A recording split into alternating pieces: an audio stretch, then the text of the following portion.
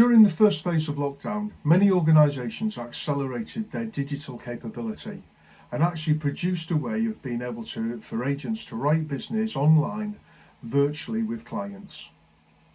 However, as I discovered when I was talking with Wave Chow recently, this has brought a different challenge.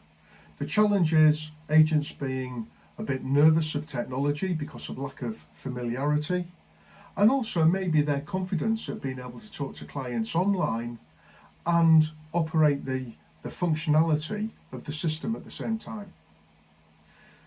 3 ways that you can build their confidence and help them.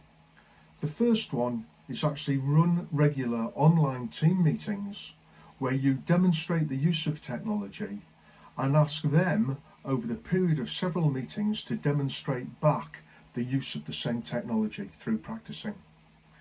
Secondly, between meetings, ask them to practice with a family member or a friend where they're in separate rooms where they're actually practicing using the technology. And thirdly, ask them to talk to their existing clients, just to let them know that they're thinking about them, remind them of their benefits, show them the care and the love that they have for their clients.